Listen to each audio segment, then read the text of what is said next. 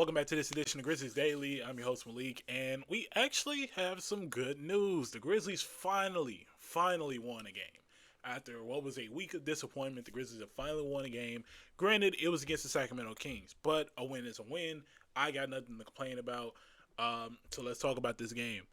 I liked what I saw. 75 points in the first half and 113 in three quarters. That's insane, especially when you consider John Moran and Jaren Jackson Jr. did not play in this game, which is even more surprising at the fact. So let's talk about it. Santi Aldama, 29 points. I have been waiting for a performance like this out of him. I genuinely have, and he shot efficiently. And even then, when he shot the three ball, it was falling. I have no problems with that. Now, I will say towards the end of the game, the Grizzlies, like towards that second half, the Grizzlies did get carried away with the amount of three-pointer attempts. But hey, I don't really have many complaints. I like the way that this ball is distributed. 42 assists, which is a franchise record for the team, and majority of them, 15 of them actually, coming from Vince Williams Jr. He didn't really shoot the ball the greatest, but he found ways to be impactful regardless of being on the court, which is something that you always love to see. Looking at the box score again right now, everybody had a plus minus. Everybody was positive on the plus minus. Even our guy, Jemiah Mashack, who played 6 minutes and scored 6 points, hit two threes. So, hey, everybody ate this game. Even Gigi Jackson, who came in with 18, came in for 18 minutes, didn't shoot the ball that well, but hey, 9 rebounds. He was impactful at some point of the game, so can't really complain about that. Jock Landale played really good too. 21 points off the bench, 89 from the field. His only missed shot was a three. 6 rebounds, and he played. Everybody played good defensively. Like that was what was more interesting to me. Like I said, granted, it's the Sacramento Kings. I'm not by all means overreacting, but I do like what I saw in this game. Majority of everybody shot the ball well. Edie 7-7 from the field, 16 points. He didn't really even need to rebound. That was one thing about this game. The Grizzlies didn't really need to rebound that much, and even if they did, it was well distributed. Like even then off the bench, Conchar 7 rebounds, Jock Landale 6, Gigi Jackson 9, Santi Aldama 5, Vince Williams 5. Like the rebounds distributed very well in this game. Some other notable players. Cedric Howard in 25 minutes, 19 points, seven baskets, 4 of them being threes. I liked what I saw from him as well. He looked very comfortable out there. Jaylen Wells looked a little comfortable as well, 13 points. Can't really complain about his game. I'm really just stuck on Vince Williams with 15 assists. I knew he was a pretty good fill-in for a playmaker, but that right there didn't really expect that out of him. We even got good minutes out of Olivier Maxis Prosper. 11 points off the bench in 18 minutes. Liked what I saw from him as well. He looked very aggressive out there. I liked the energy as well. There were multiple plays where the Grizzlies just went after the ball. Even I think there was a play where I think either Coward or Prosper went after the ball straight after the inbound. I'm like, that's the energy you want out of the Grizzlies right there. So overall, pretty good. I mean, other notable names were Caldwell Pope, who didn't really shoot that well, but he did have 7 assists and he played some pretty good defense. So can't really complain about that, especially since he didn't necessarily shoot them out of the game. The Grizzlies shot 51% in this game, so not really much to complain about. Even Conchar provided some good minutes. So overall, very good team effort, especially without your 2-star guys. So no real complaints in this game. Even defensively, no real complaints. Grizzlies didn't even turn the ball over that much. 7 turnovers. 42 assists and 7 turnovers. I'm sorry, but a turnover ratio of 6. My bad. Assist to turnover ratio of 6 is actually great for any team. So those are like OKC numbers. That's not me glazing OKC, but those are OKC numbers right there. So you love to see that from the Grizzlies. Overall, great effort. Love what I saw. Now, do want to point something out. I do not think this is an indicator of the team is better without Jaren. I do not want us to fall into that trap once again. I need people to understand, especially folks who may have not watched the game and are looking at the box score. This is the Sacramento Kings we're talking about. The team is now 3-13. They have an 8-game losing streak now.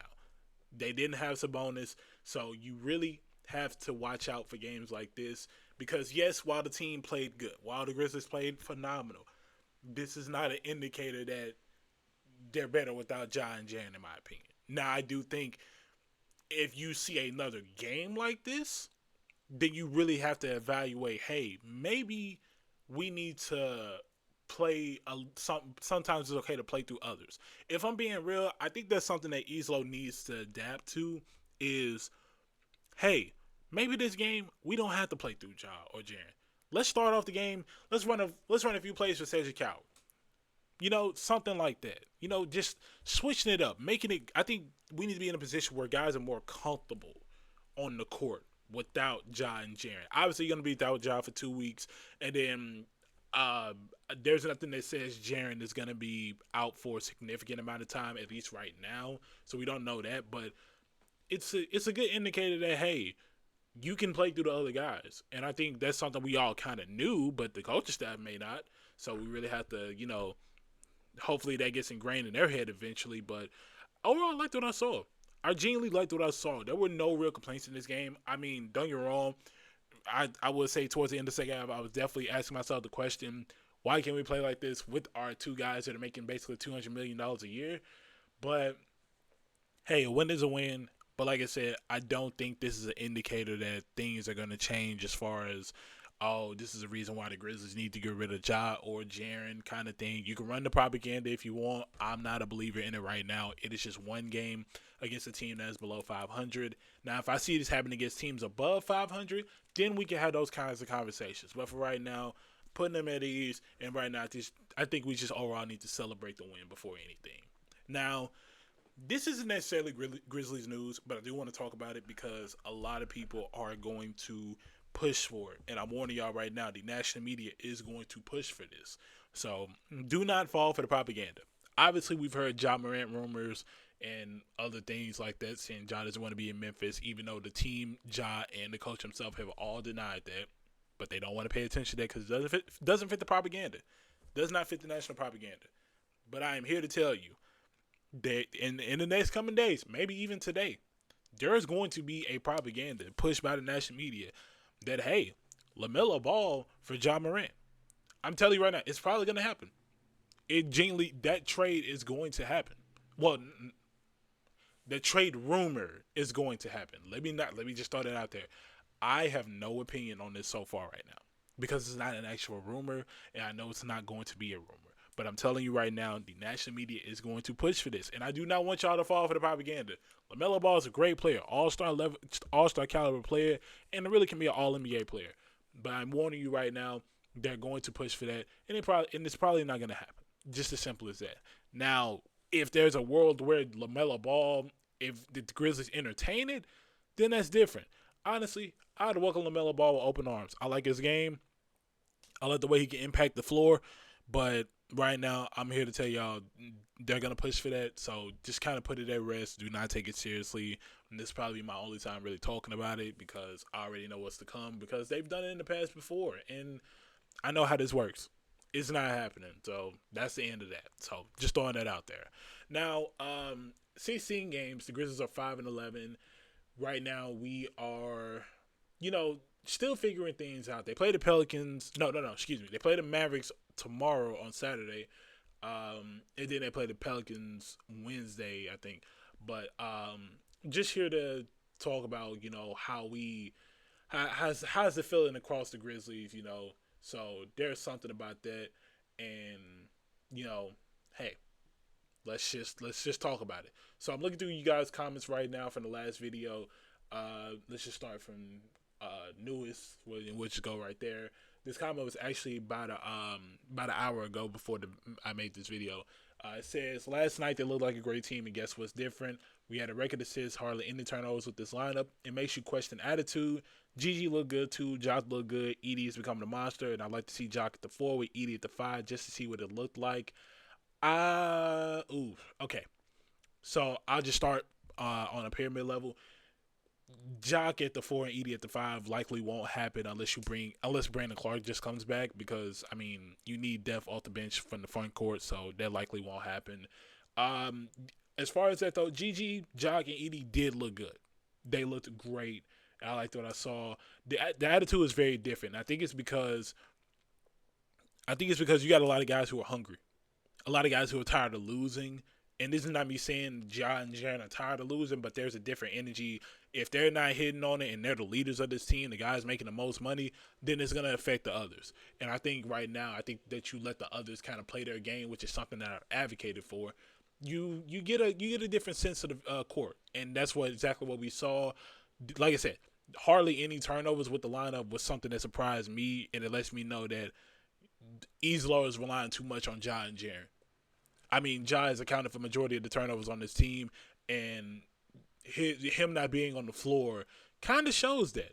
I got to be honest, and this is not, like I said, this is not me saying the team is better without Ja, but in this game they were, and that's just something that really surprised me. Next comment says, I completely agree that Tripp is not the number two. Someone has to tell Tripp he's not the number one either. I think Islo might have mentioned it now. Jaren's shot attempts are down. There's a problem with Jaren not being a suitable rebounder at power forward. Causes other players to crash the boards instead of getting back on offense. They're playing defense, boxing out, crashing boards, and transitioning to defense. Jaren is not running back down the court for transition buckets. He's unsuccessful attempting to box someone out that causes the offense to start a position. The fouling from Jaren is the icing. Look at how this breaks down. Every position should end with a rebound. Every possession should end with a rebound to be successful on defense and begin with an outlet pass and transition. That is not the case with Jaren. I agree. I actually agree, and this is why I said me looking at guys like Edey not having the rebounds and stuff. It shows that there's a lot that Jaren can improve on, and this is why I say in year 8 he has to come to the realization you may not be the best second option. Genuinely, even then, Edey spaced out the paint, box out to where other guys like Conchar, GG, all these guys can chase after the rebound. So it's something that I think Jaren still needs to work on. I'm surprised he still hasn't worked on it because it really does impact the team, and that right there is something that I absolutely agree with. So hopefully somebody can get it through to him that, hey, this translates. You may not have to get every rebound, but you need to impact every rebound. So that right there, that's all I'm saying on that.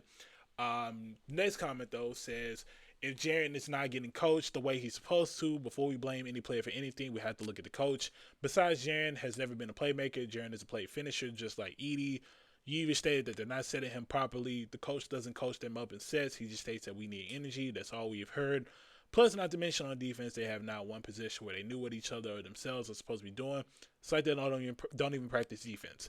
And I can't even lie. After this game, I don't agree with that. I gotta be honest, I don't agree with that. Like I said, it is year 8 for Jaren Jackson Jr. It is hard for me to believe that he's still relying on the coach to set him up with these opportunities or whatever it may be. Brother, you are in year 8. At this point, you should know your game and you should play to your game. Jaren does not play to his game. And if he is, he hasn't improved on it. And that's the problem that we're running into. Jaren is still stuck in the past, thinking, oh, we can just do this, all this and that. And a lot of people are. A lot of people are stuck in the past. And right now, we need to adapt to the fact that Jaren Jackson Jr. has not improved much since being drafted. This is not a coaching problem because he had the same problem with Taylor Jenkins, and now he's having the same problem with Islo. I refuse to believe that it's the coach. Now, this is not me saying the coach can't make him better, because I do think a coach can definitely make Jaren play better.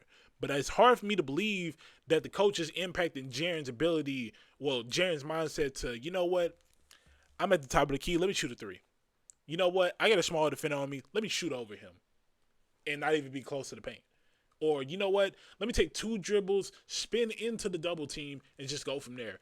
A coach is not impacting. At the end of the day, the coach isn't the one on the court. It's Jaren Jackson Jr. that's impacting the court. So that's how I feel about that. I really, I'm being honest, he's making $240 million a year. The line of what we're letting slide with Jaren, we got to cut it down a bit. He's not a rookie anymore.